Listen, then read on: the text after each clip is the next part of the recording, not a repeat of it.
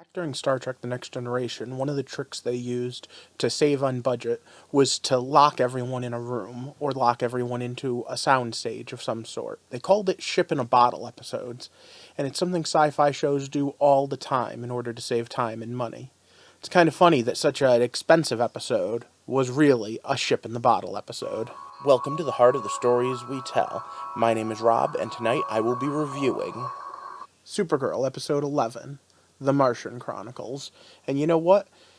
Last week I didn't talk about the romance so much between Kara and Mon-El. And the reason is because, I can't stand the romances on this show with Kara. They're not the romances in general, because they do write good ones sometimes. But it just seems like anything that has to do with Kara was written during Bring Your Daughter to Work Day, when a little teenage, or probably actually preteen girl wrote it. And people were like, oh, that was so great, we have to use it. That's the only way I can see the same people that wrote the Maggie Sawyer storyline writing Kara the way they do, like she's a child, and Mon-El just as bad. But for now, let's get up into the specifics of tonight's episode and talk about Martian vs. Martian violence. But before we do, let's throw this up here. So once again, it's stop. Spoiler time. The White Martians in general are one of the most badass things that comes out of DC.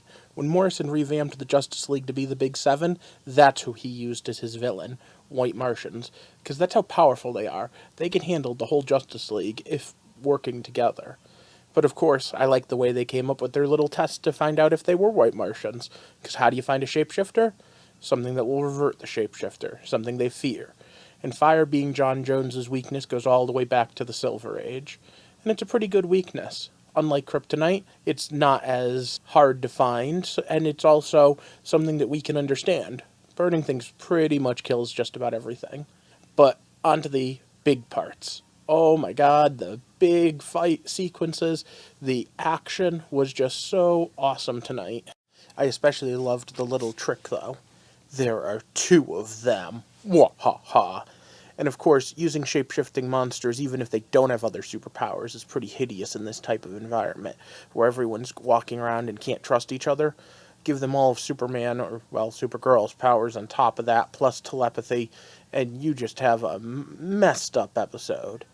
But somehow they managed to keep it going, and they managed to keep it sweet at the same time. This is probably some of the best character development we've seen for Manhunter and Miss Martian in a long time.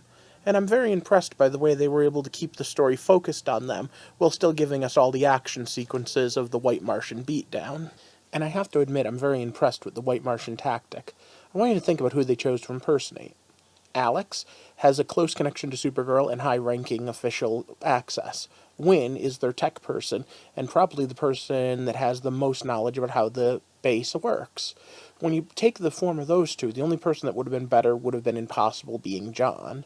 Now, having said that, the later uses of their tactics weren't quite as good, but those two, I mean, that's pretty impressive thinking ahead to impersonate them. And on top of that, we have the fact of the reveal. Like I said, mwahaha, there's two of them. In the final fight, the two Martians assume their natural forms, and I have to say, since at no point have they shown to give them extra strength, which you could argue maybe the increased size does, I have to wonder if the utility of that wasn't counterbalanced by the messing with people's head. Supergirl was obviously holding back when she was thinking about her sister, even if she knew it was a White Martian she was fighting. And John he hates White Martians, seriously. That would kind of a dumb move. I liked Win at the end, though. What? No, we had plenty of time. Like, 12 whole seconds. And the writer in me very much appreciates the fact that we didn't do something silly like it stopping on one. I did also appreciate the fact that Supergirl, who constantly misses with her heat vision, and I don't know how, was warned, hey, not the best idea in a room with a reactor. And I also liked the fact that Alex saved the day in the end, as she does oh so often.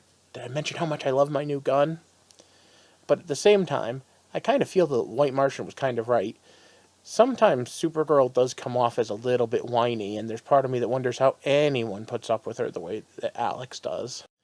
But then again, I guess, if a White Martian's bond is strong enough, the telepathy goes both ways. So I guess that means that Kara and Alex had a conversation, even though Kara and Alex managed to avoid the conversation. On the other end of this, I do have to love the fact that she has a girlfriend who accepts the fact that, hey, look, I was in an alien siege. These things happen. Definitely makes keeping the secret identity easier when you don't have to keep it from ones you love. Speaking of secret identities, I have a question about the beginning of the episode. Is it just me, or does Supergirl walk into the alien bar as herself, like just as Kara, and expect that no one will put together that Kara is an alien? I mean, it's kind of weird when your soon-to-be boyfriend or a guy you kind of have a crush on works there and you go show up as both forms. And then there's that end of the episode. You know, the one where McGann goes home. I want you to think about this. McGann's going home to become Gandhi, or Martin Luther King, or some equivalent thereof. I do wonder how much of that they're going to touch on in this show. The show has pretty much made a name for itself by being a little bit of an SJW show, and pushing the envelope when it comes to this sort of thing. And then there's one other good point. And you know what that good point is? The fact that we only saw Wynn doing things for the DEO when he's at his best and none of that Guardian stuff. But okay, I'm not going to complain too much. Next week it looks like we're back to the Cadmus story, so if you want to hear that, like and share this video, and subscribe, because I have some insane rambling ideas, and I like to share them with all of you. I'd like to build a community so that we can take a walk through the heart of all the stories we tell. Thanks for watching, and have a good night.